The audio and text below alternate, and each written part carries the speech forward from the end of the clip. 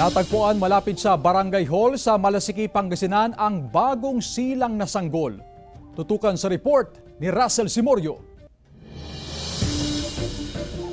Sa kuha ng cellphone video, hawak ng isang lalaki ang bag na ito at mabilis na isinakay sa service vehicle ng Barangay Taluspatang, Malasiki, Pangasinan. Patungo sila sa ospital. Ang laman ng bag, isang bagong silang na sanggol na babae na natagpuan ilang metro mula sa Barangay Hall. Yun nga, may bata na nakasilid sa bag.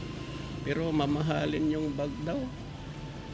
Kaya ang ginawa nung inireport dito nung kuya niya, dinala na sa ospital para dahil kung daw basang-basa pa. Unang nakakita sa sanggol ang pamilya ni Michael. Katatapos lang umanong maglaro ng volleyball ang kanyang kapatid nang makarinig ng iyak ng sanggol at nang puntahan ng lugar, tumambad ang bag na may lamang sanggol. Ang oras na yun, sir, tinawag ako ng kapatid ko. Sabi niya, King, may iniwan na bata sa harap natin. Sabi niya, akala ko 1 year old or 2 years old.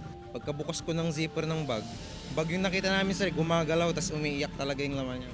Ayon sa otoridad, kung hindi agad nakita ang sanggol, maaari itong masuffocate sa loob ng bag. Nasa kustodiya na ng MSWD ang natagpuang sanggol na nasa maayos ng kondisyon. Iniimbestigahan ng otoridad ang pagkakakilanlan ng mga taong nasa likod ng pag-abandona sa sanggol. Napatunayan po natin, sir, na tinapon po, inabandona yung bata.